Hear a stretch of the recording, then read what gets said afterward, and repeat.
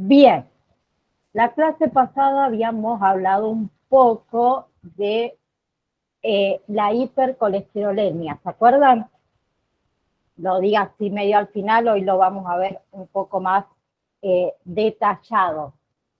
Para empezar, vamos a ver qué es el colesterol. El colesterol es una sustancia grasa que se encuentra en el organismo y es necesario para la realización y también para la regulación de funciones como son la formación de los ácidos biliares y las hormonas, como son las hormonas sexuales y la de las tiroides.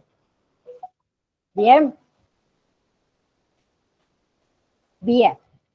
Lo que es la hipercolesterolemia se produce cuando la presencia de ese colesterol en sangre está por encima de los niveles considerados normales. Bien, a eso llamamos hipercolesterolemia, cuando esa presencia de colesterol está por encima de los niveles normales. El aumento de colesterol está asociado mayormente a problemas coronarios. También el tipo de dieta que uno lleva, el sexo de la persona, lo que es el estilo de vida. Bien. Bien, en la concentración entonces de colesterol en sangre intervienen lo que son los factores hereditarios, dietéticos y también los relacionados con lo que son las actividades físicas.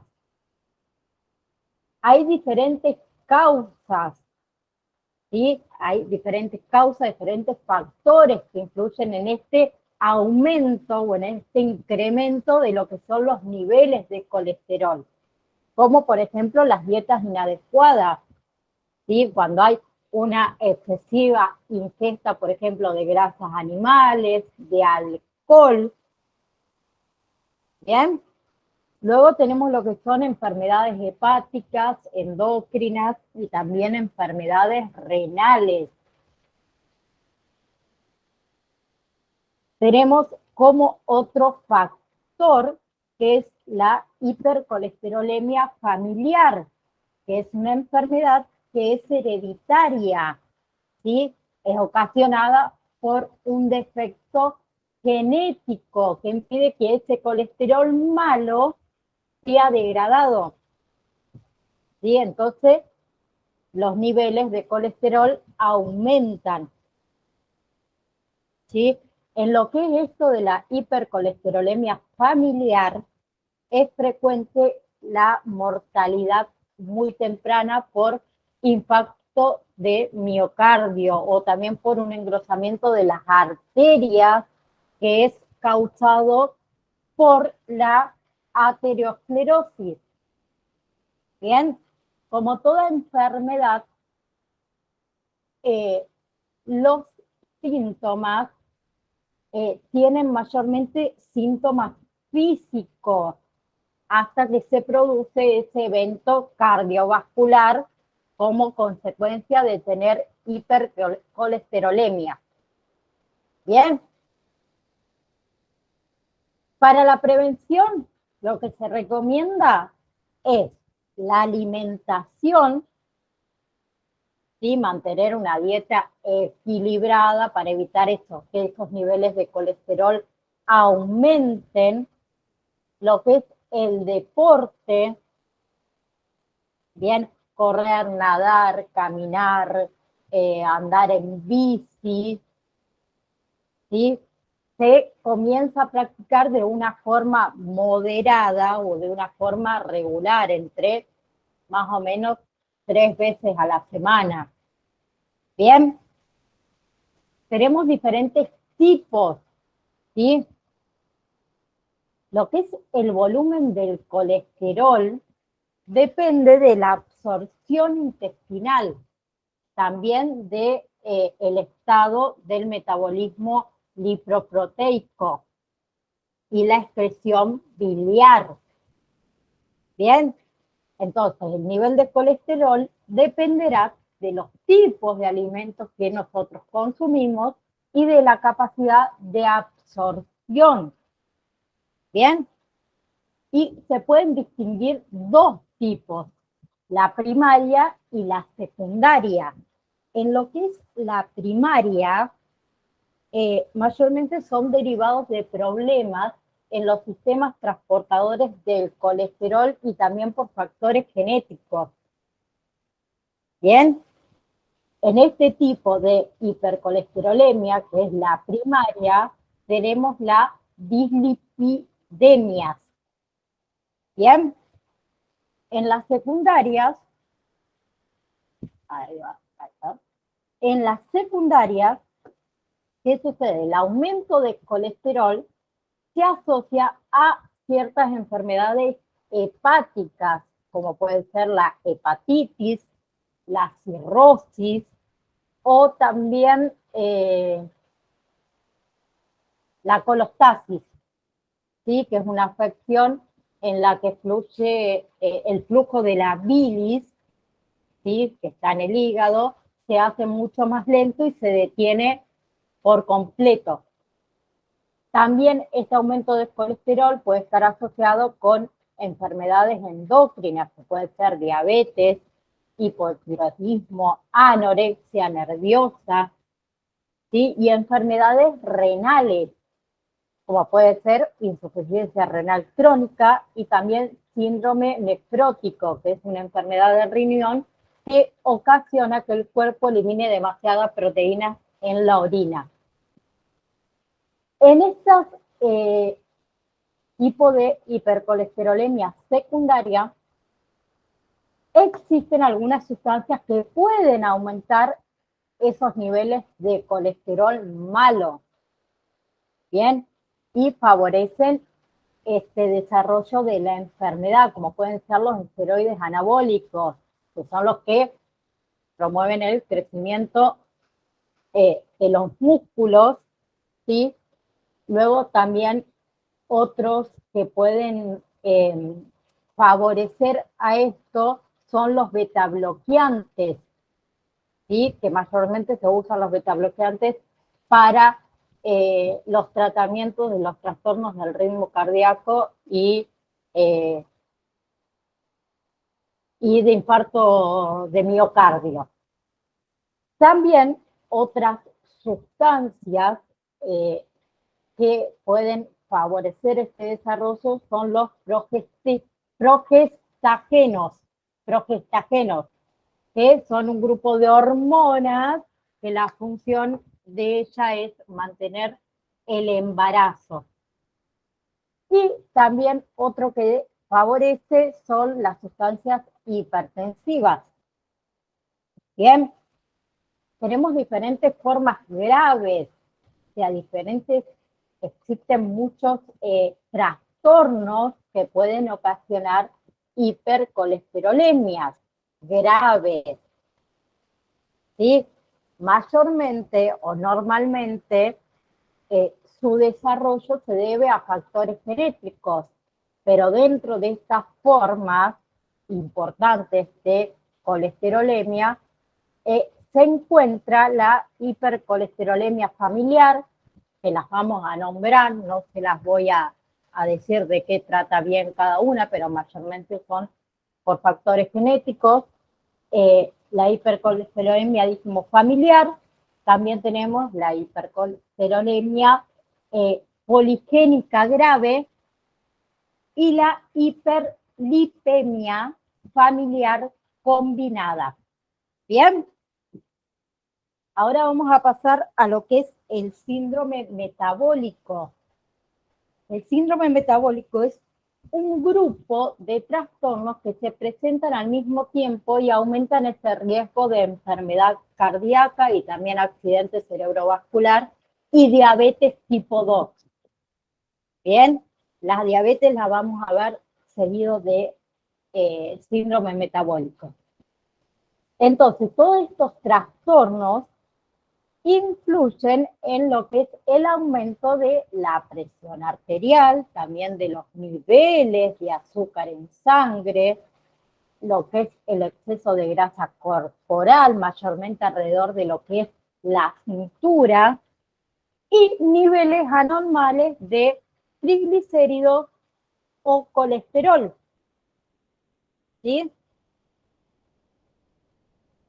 Ahora, a lo que vamos, que si una persona tiene a lo mejor uno solo de estos trastornos, no significa que tiene síndrome metabólico, ¿sí? Pero lo que significa es que pueda llegar a tener mayor riesgo de contraer una enfermedad grave. Y si la persona desarrolla más, ¿sí?, de estos trastornos, ¿sí?, puede haber riesgo a complicaciones, como es la diabetes tipo 2 o las enfermedades cardíacas. ¿Bien? Esto de lo que es el síndrome metabólico hoy en día es muy frecuente y mayormente los adultos la padecen. Bien, con respecto a los síntomas, ¿sí?, la mayoría de los trastornos que están asociados a esto del síndrome metabólico no tiene signos y tampoco tiene síntomas que sean evidentes. ¿Sí? Mayormente uno de los signos es la circunferencia, como le dije, grande de lo que es la cintura. ¿Sí? Otro signo que puede haber es que, por ejemplo, el azúcar en sangre esté muy alto. ¿Sí? Que son signos y síntomas de la diabetes. En la diabetes, por ejemplo, lo que nos sucede es un aumento de la sed, de la orina, estar cansado, visión borrosa. ¿Bien? Bien. Las causas del síndrome metabólico se vinculan sobre todo con el sobrepeso, la obesidad y también la falta de actividad física. También la podemos vincular con una acción denominada resistencia a la insulina.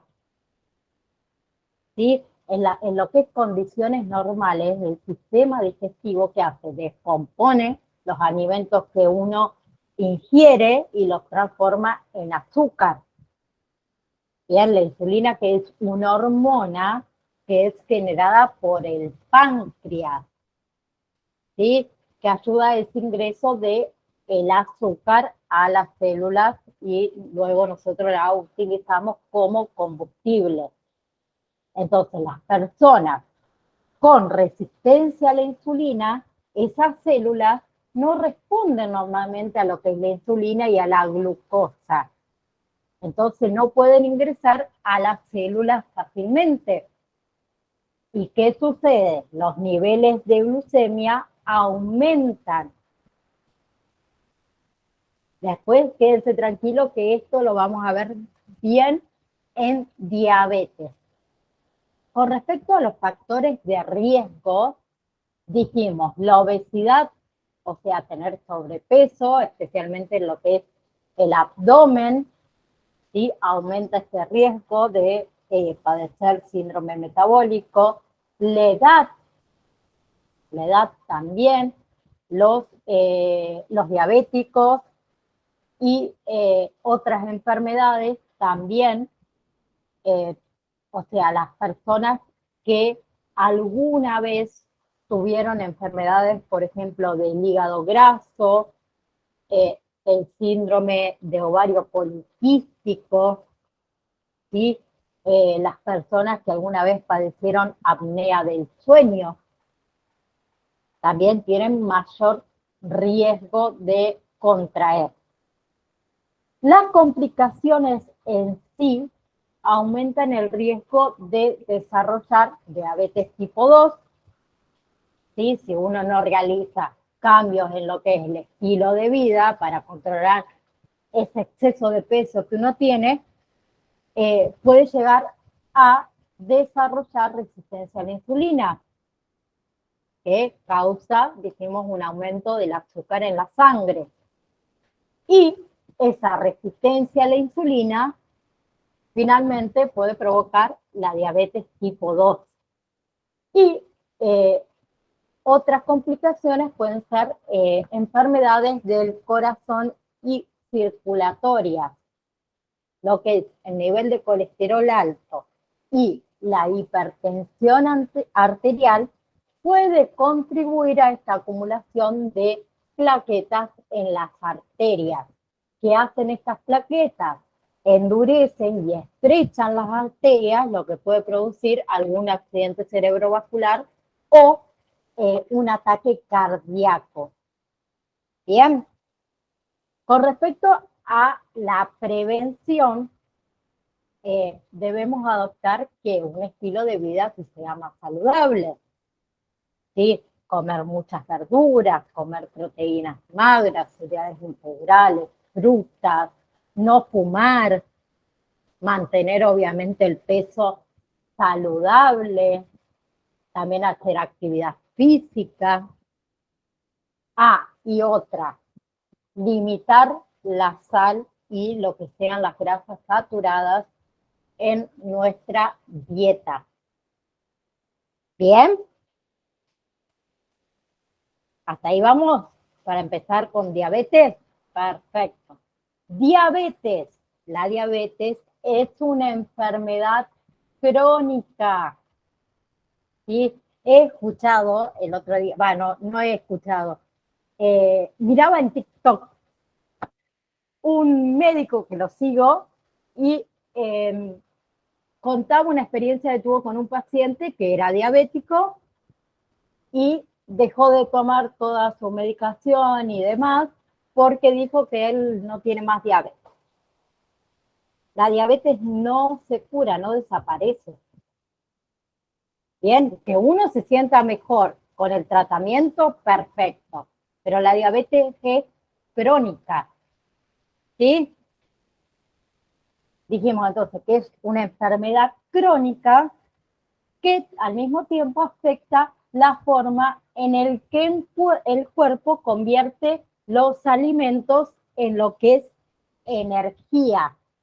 ¿Sí? El cuerpo, ¿qué hace? Descompone la mayor parte de esos alimentos que uno come en azúcar, o sea, en glucosa, y al mismo tiempo los libera en el torrente sanguíneo. Bien, la hormona que se llama insulina la produce el páncreas, ¿sí? Y actúa como esa llavecita que permite que el azúcar en la sangre entre a las células de nuestro cuerpo para que ésta lo use como energía. Bien, ¿qué sucede cuando uno tiene diabetes? Su cuerpo no produce una gran cantidad suficiente de insulina o, en el otro caso, puede que no la use adecuadamente a la insulina que produce. Entonces, cuando no hay suficiente insulina o las células dejan de responder a esa insulina, queda demasiado azúcar en nuestro torrente sanguíneo y puede causar problemas de salud graves, enfermedades en el corazón, enfermedades en los riñones, pérdida de la visión también. ¿Bien? Bien. Como dije antes, no hay una cura para la diabetes. ¿Sí? Lo que puede ayudar es perder peso, comer alimentos saludables, estar activos, ¿sí? Tomar los medicamentos según lo que les prescribieron, ¿bien? Ir al médico y hacer lo que dice el médico, y ni hablar de tener el apoyo para ese autocontrol de la diabetes y esa educación que necesita el diabético. Bien, tenemos diferentes tipos, 3 tipos en realidad de diabetes: diabetes tipo 1, diabetes tipo 2 y diabetes gestacional, que esta se da durante el embarazo. Bien, Con respecto a la diabetes tipo 1, esta diabetes es causada por una reacción autoinmunitaria, o sea, el cuerpo se ataca a sí mismo por error. ¿Sí? Y esta reacción, ¿qué hace? Impide que el cuerpo produzca insulina. ¿Bien? Mayormente lo que son los síntomas de la diabetes aparecen muy rápido. Bien, puede ser diagnosticada la diabetes tanto en niños como en adolescentes, como en adultos jóvenes, a todo tipo.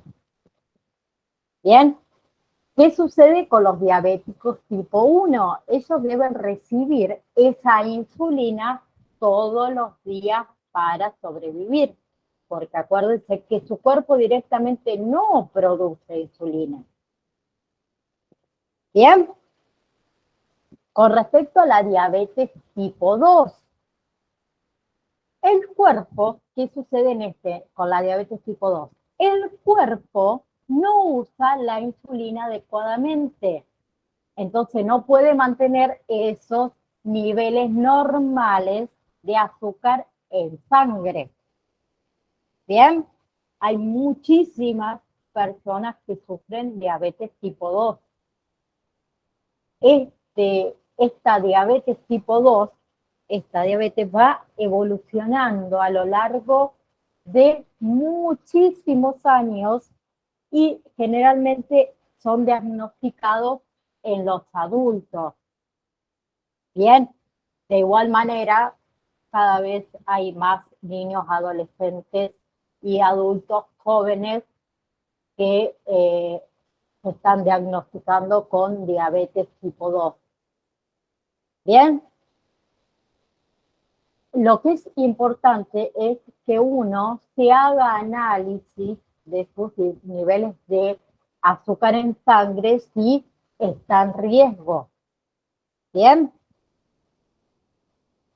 Bien, como toda enfermedad, para prevenir o para tratar de retrasar la diabetes tipo 2, hay que cambiar nuestro estilo de vida. ¿Sí? Bajar de peso, si la persona obviamente tiene sobrepeso, alimentación saludable y hacer actividad regularmente. Perdón. Bien. Y la otra es la diabetes gestacional, que aparece en mujeres embarazadas que nunca han tenido diabetes. ¿Sí? En lo que es la diabetes gestacional, el bebé es el que podría estar en mayor riesgo de presentar alguna complicación de salud. ¿Sí? Lo que es la diabetes gestacional mayormente desaparece después de que nace el bebé. ¿Pero qué hace? Aumenta el riesgo de que la mamá tenga diabetes tipo 2 más adelante. Y el bebé es más probable que tenga obesidad cuando sea niño o cuando es adolescente y que más adelante presente diabetes tipo 2. ¿Bien? Como otro, vamos a nombrar la prediabetes. ¿Sí? Con la prediabetes, ¿qué sucede? Los niveles de azúcar en sangre son más altos de lo normal, ¿sí? Pero aún que sean más altos de lo normal, no es tan suficiente alto como para diagnosticarlo de diabetes tipo 2. ¿Bien? ¿Qué sucede? En la prediabetes aumenta, obviamente, el riesgo de padecer diabetes tipo 2, como le dije, también enfermedades del corazón y derrames cerebrales. ¿Bien? ¿Qué sucede? Si una persona tiene prediabetes, un programa de cambio de estilo de vida, ¿sí? Puede disminuir, esto de contraer diabetes tipo 1 o alguna enfermedad del corazón o algún derrame cerebral. Bien, en la prediabetes uno está en riesgo si presenta obviamente sobrepeso, ¿sí? Si uno de los padres o de sus hermanos o hermanas tiene diabetes tipo 2, bien, sí está más en riesgo de presentar prediabetes si la persona tiene 45 años o más, bien, si alguna vez también ha tenido diabetes gestacional, ¿sí? O también si su bebé pesó mucho al nacer, bien. Bien, como dije, se puede prevenir o revertir esta prediabetes con estilo de vida, cambios en este estilo de vida, ¿sí? Bajar de peso, alimento más saludable, hacer ejercicio físico. ¿Quiénes tienen más riesgo de tener diabetes gestacional? ¿Sí? Si la mamá, la embarazada, tuvo diabetes gestacional en un embarazo anterior, tiene riesgo de que en este también lo sufra. Bien, dijimos, si dio a luz a un bebé de mucho peso, si ella misma tiene sobrepeso, si tiene más de 25 años, si tiene antecedentes familiares con diabetes tipo 2, bien, y también tienen más riesgos aquellas personas que tienen síndrome del ovario poliquístico. Bien, bien. Con respecto a la diabetes tipo 2, quienes están más en riesgo son los que tienen prediabetes, sobrepeso, más de 45 años, si alguno de sus padres, hermanos o hermanas tienen diabetes tipo 2, ¿sí? Y aquellas personas que no hagan actividad física mínimo, dijimos, 3 veces por semana. Ni hablar de las que han tenido, mejor dicho, diabetes gestacional en las mujeres. ¿Bien? Bien. Lo que se cree en la diabetes tipo 1, o sea, una de las causas de la diabetes tipo 1 es una reacción autoinmunitaria. Bien, dijimos que ¿qué hace el cuerpo? Se ataca a sí mismo por error. Bien, lo que son los factores de riesgo de esta diabetes tipo 1 no son tan claros como sucede en la diabetes tipo 2 y en la prediabetes, pero los antecedentes familiares es uno de los mayores riesgos y la edad, ¿sí? La diabetes tipo 1 igual aparece en cualquier persona de cualquier edad, ¿sí? Pero es más probable que se presenten en lo que son los niños, adultos, adolescentes y jóvenes adultos. Bien, como dijimos antes, nadie hasta ahora en la actualidad sabe cómo prevenir la diabetes tipo 1. Bien, con respecto a las complicaciones, por ejemplo, de la diabetes gestacional, ¿sí? La mayoría de las mujeres que padecen diabetes gestacional dan a luz a bebés que son sanos, pero los niveles de glucosa en la sangre que no se tratan, que no se controlan, pueden causar problemas tanto a la mamá como al bebé. Entonces puede provocar también complicaciones a lo que es el bebé, como por ejemplo un crecimiento excesivo. Bien, ¿qué sucede? El exceso de la glucosa puede atravesar la placenta. ¿Sí? Entonces, ¿qué pasa? Ese exceso de glucosa que la mamá produce, provoca que el páncreas del bebé produzca también una cantidad excesiva de insulina. Entonces, la consecuencia de esto es que el bebé puede crecer muchísimo, demasiado, y esto puede provocar dificultades en el parto y la necesidad, obviamente, de realizar una cesárea. ¿Bien? Bien. Otras complicaciones para el bebé es, obviamente, que lo habíamos dicho anteriormente, que presente el niño diabetes tipo 2 en el futuro. Tienen mayor riesgo de presentar diabetes tipo 2 y de padecer enfermedad.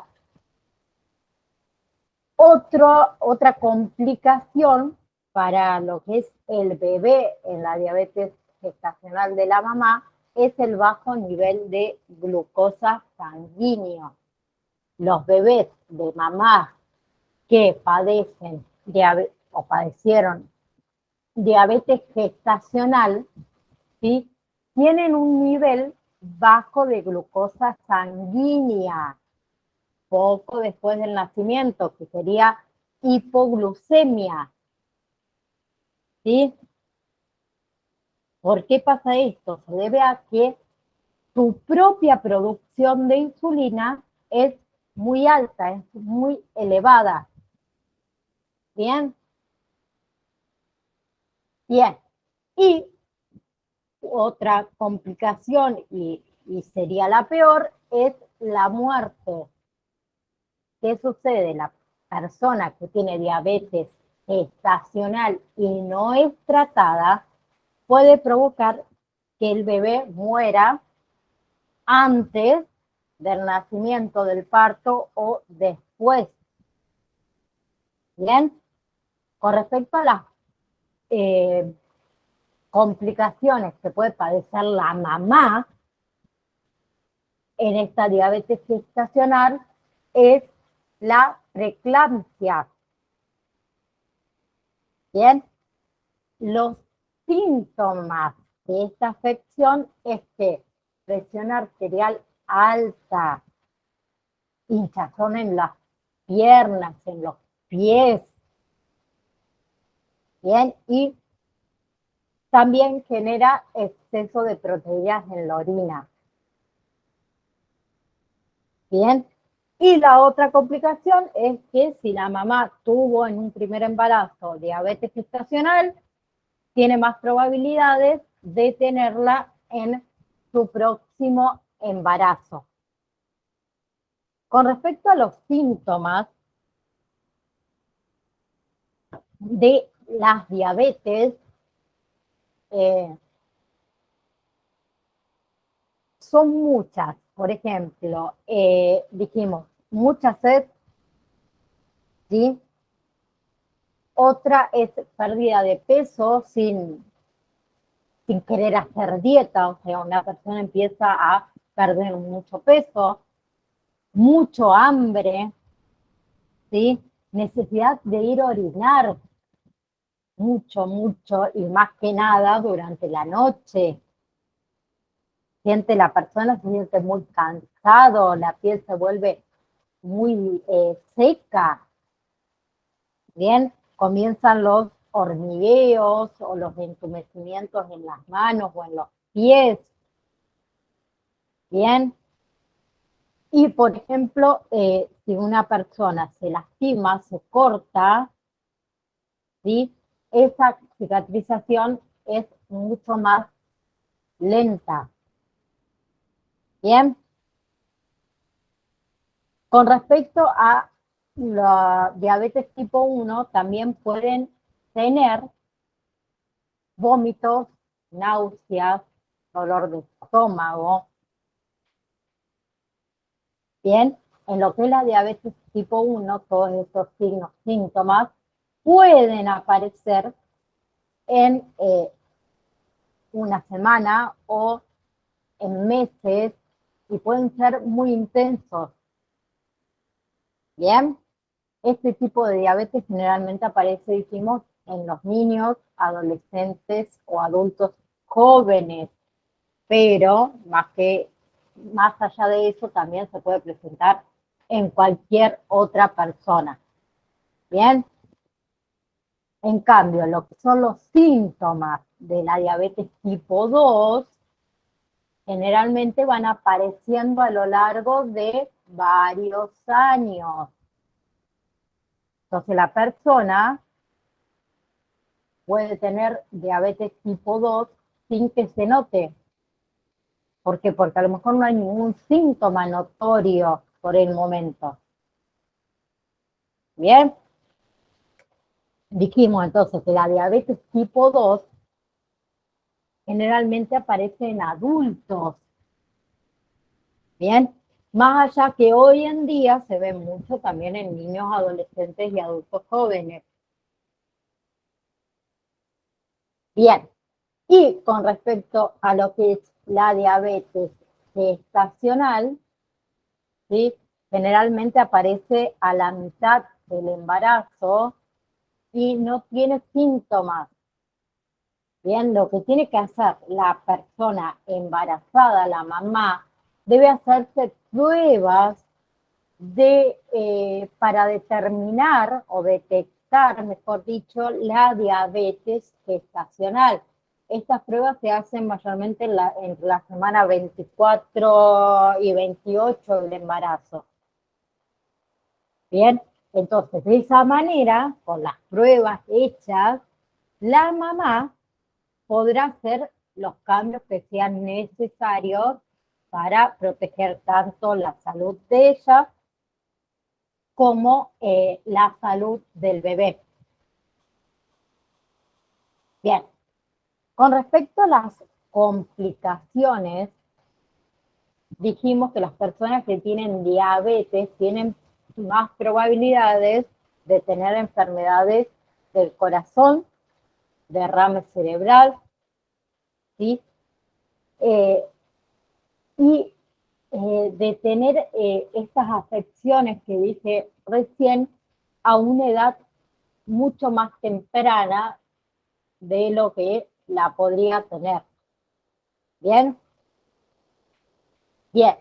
La diabetes también es la principal causa de insuficiencia renal, también de amputación de las extremidades inferiores y de la ceguera en adultos. Bien, con respecto a esto de la amputación de las extremidades, le voy a contar así brevemente eh, algo que sucedió. Bueno, un vecino tenía un gimnasio, un hombre súper sano, toda la vida hizo deporte, más alrededor de 48, 50 años, se le cae una pesa en el dedo del pie, ¿bien? Se le empezó a poner morado, morado, morado, morado. De esto pasó como un mes, vio que no sanaba, se fue al médico.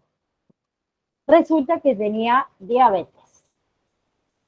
Comenzaron cortándole la falange del pie, del dedo, y así, así, así.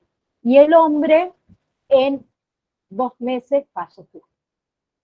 Y él nunca supo que tenía diabetes tipo 2. ¿Bien? ¿Por qué? Porque como dijimos antes, los síntomas pueden aparecer después de años. Y uno a lo mejor con un una simple pavada, porque, no sé, o nos puede suceder, te golpeaste, no sé, los dedos del pie, por así decirlo, con la escalera, y después te terminas enterando que tenés diabetes. Bien, eh, las personas también, si alguien quería hacer algo.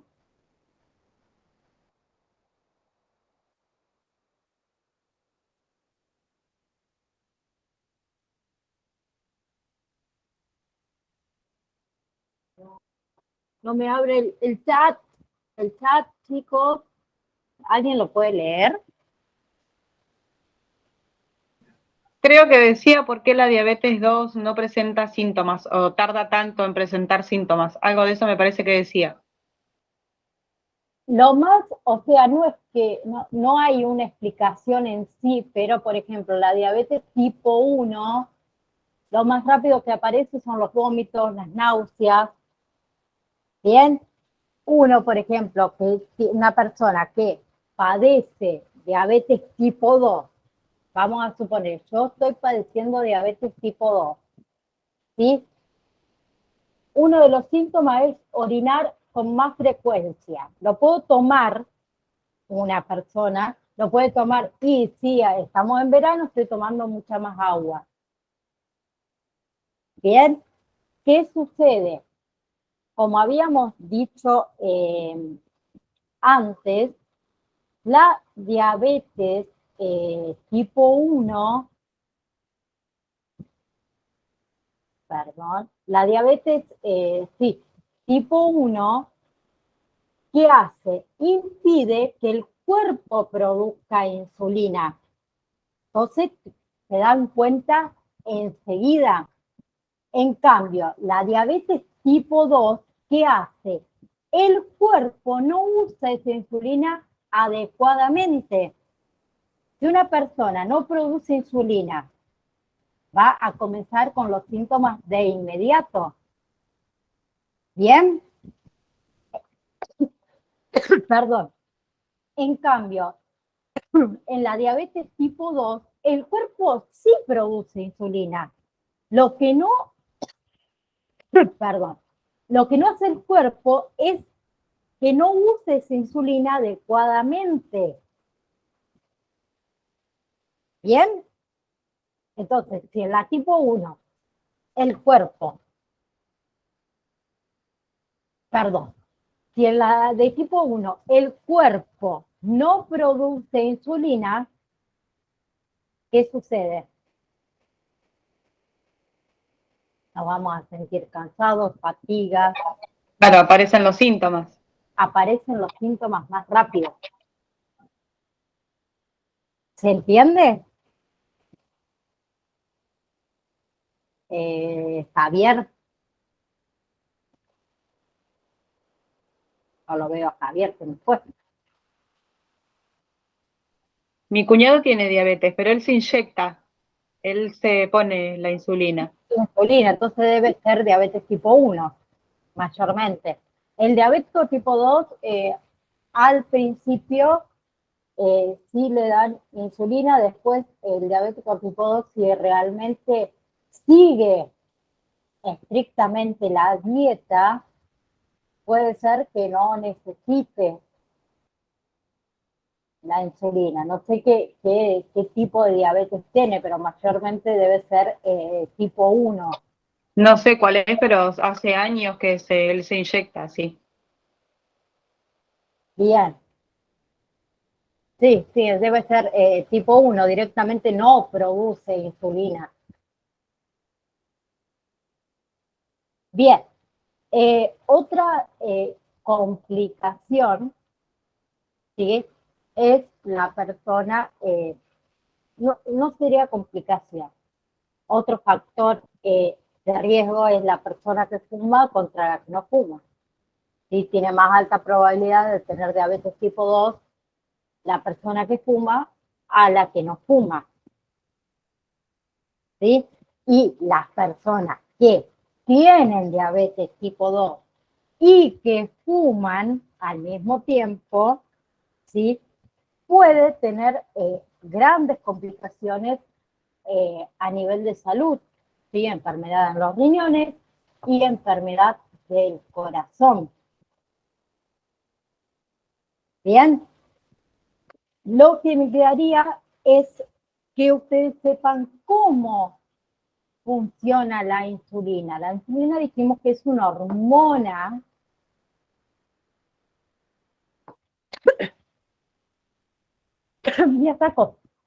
que proviene de lo que son las glándulas que están situadas detrás y también debajo del estómago, que es el páncreas. Bien, el páncreas, ¿qué hace? Libera insulina en nuestro torrente sanguíneo. ¿Qué hace la insulina? Circula y permite que el azúcar entre a las células. Bien, otra cosa que hace la insulina es que reduce la cantidad de azúcar que está presente en nuestro torrente sanguíneo. Bien, entonces, a medida que el nivel de glucosa baja, el nivel de glucosa sanguínea baja, también lo hace la insulina, la secreción de insulina del páncreas. Bien, ¿cuál es la función entonces de la glucosa? Que la glucosa dijimos que es un tipo de azúcar, es la principal fuente de energía de las células que forman los músculos y los tejidos. Bien, la glucosa proviene de qué? Alimentos y del hígado. La glucosa también se absorbe en lo que es el torrente sanguíneo, donde al mismo tiempo ingresan en las células con la ayuda de la insulina. Bien, quien elabora y almacena esta glucosa es el hígado. Entonces, cuando estos niveles de glucosa son bajos, ¿sí? Como cuando una persona hace rato que no comió, el hígado convierte el glucógeno almacenado en glucosa. Así puede mantener los niveles de glucosa dentro de un nivel normal. ¿Bien? Bien.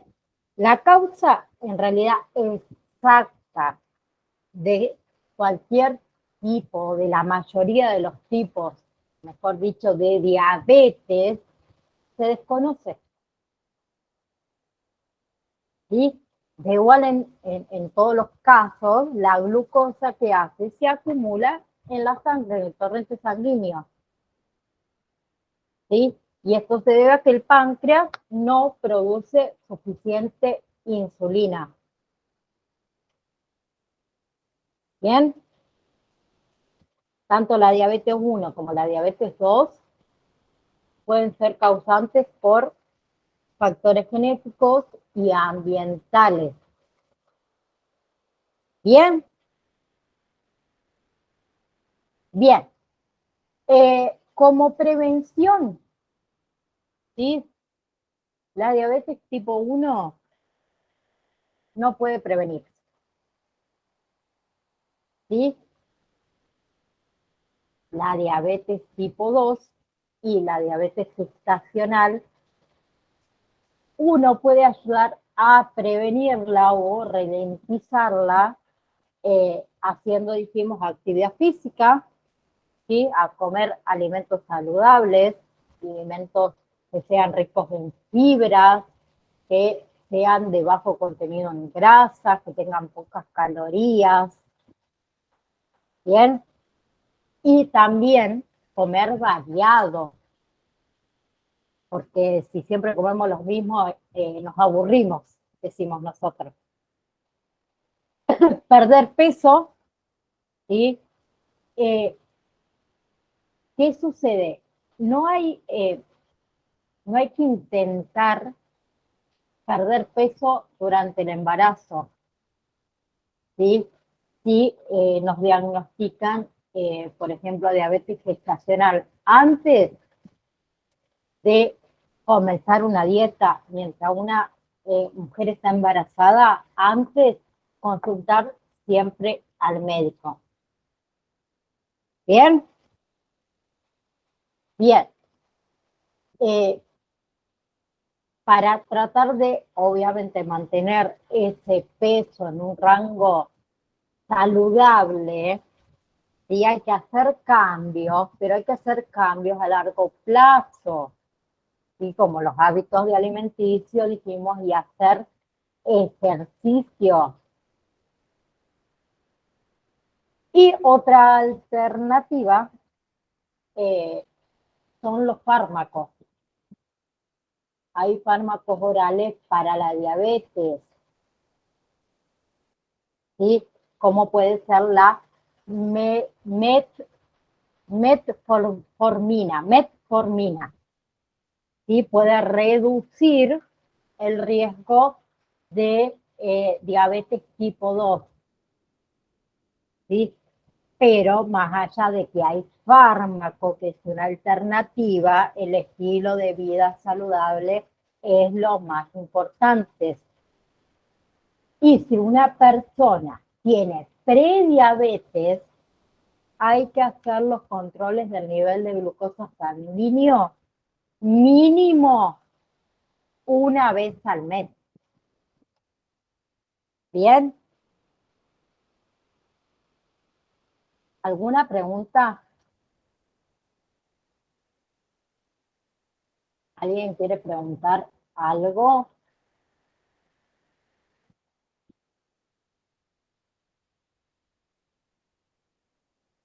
Bien, les comento que los valores de azúcar en sangre, en lo que es ayuna, debe ser entre más o menos 99 miligramos por decilitro o menos. Bien, si la persona tiene 100, 125 miligramos por decilitro, indicaría que puede tener una prediabetes. Y si es mayor de 125, 126 miligramos por decilitro o más alto, puede indicar que tiene diabetes. ¿Bien? ¿Alguna duda? ¿Alguien quiere preguntar algo? Sí, Joana. Profe, le hago una consulta. ¿Esos niveles que usted está nombrando, va para cualquier tipo de edad o en alguna edad en específico? Por ejemplo, los niños que por ahí En, tienen diabetes y eso también en corre. adultos. En niños, lo normal, podríamos decirlo que es entre 70, 130 más o menos. ¿Sí? Antes de comer. Bien, si vos después al niño, vamos a suponer, le medís la glucosa después de comer, tiene que variar entre 90 y 180. Es depende cuando uno se mide el azúcar. Bien, en embarazadas, por ejemplo, antes de comer lo normal sería más o menos 95 miligramos por decilitro. Va variando. Ahora está, solo les nombré los de adultos. Si quieren después le paso por el grupo un cuadro, que creo que lo tengo, donde tengo los rangos y las edades y lo normal que deberíamos tener cada uno de glucosa en sangre. ¿Bien? Bueno, entonces, como les dije antes, y lo vuelvo a repetir, El próximo martes, aunque sea feriado, nos vamos a estar encontrando de igual manera para ver la parte farmacológica de estos tres que estuvimos viendo: síndrome metabólico, diabetes y, ¿ya habíamos visto? Dispersa, el TDA, hipercolesterolemia. Bien, nos vemos entonces el próximo martes. Nos vemos. Y recuerden que mañana es el último día para el examen, la validación número 4. Sí, mañana lo hago. Bien. Saludos a todos. Adiós.